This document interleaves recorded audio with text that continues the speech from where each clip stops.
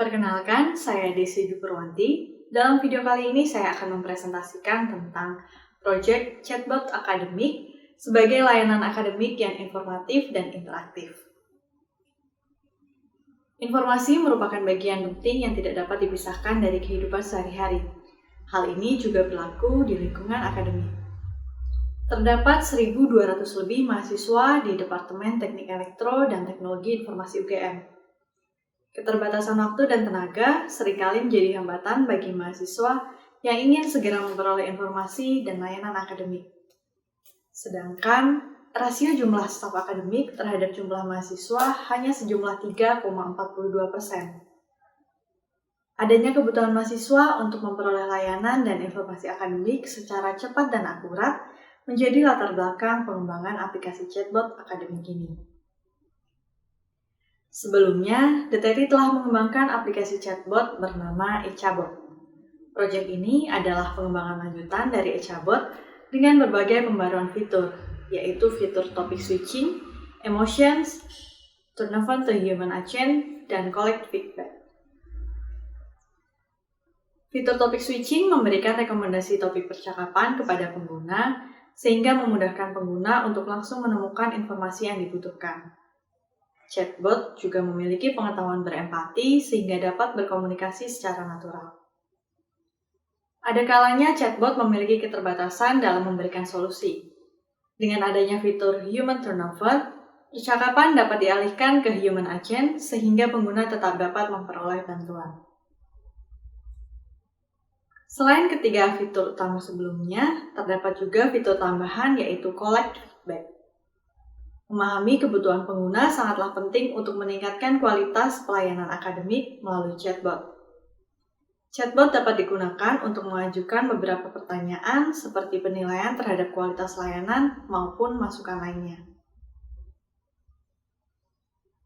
Berikut adalah kondisi ideal yang diharapkan dalam pengembangan proyek chatbot akademik ini. Saat ini eChabot telah dirilis dengan statistik pengguna mencapai 100, dilengkapi fitur academic information dan basic daily conversation. Pada tahun 2022, diharapkan eChabot 2.0 dapat dirilis dan mencapai 1.000 lebih pengguna dengan berbagai pembaruan fitur, yakni fitur topic switching, emotions, turnover to human agent, dan collect feedback.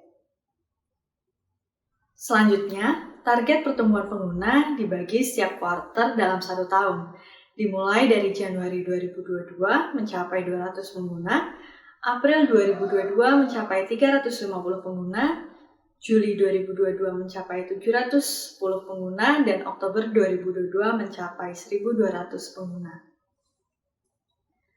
Selain fitur-fitur utama dalam pengembangan proyek kali ini, eChabot masih memiliki beberapa visi misi ke depan yang hendak dicapai, di antaranya 1. Integrasi dengan sistem informasi akademik UGM sehingga informasi yang diperoleh lebih terpersonalisasi untuk setiap pengguna. 2. Memberikan notifikasi kepada pengguna mengenai pengumuman atau informasi akademik melalui chatbot. Hal ini jauh lebih efektif dan bisa langsung dilihat oleh mahasiswa dibandingkan melalui media lainnya seperti email atau harus membuka web. 3. Memungkinkan chatbot untuk mengingat detail terkait untuk digunakan kembali selama percakapan. Kemudian yang keempat, laporan analitik yang menampilkan interaksi dengan mahasiswa dalam satu dashboard terpadu. Dari dashboard tersebut dapat terlihat pencapaian kinerja layanan.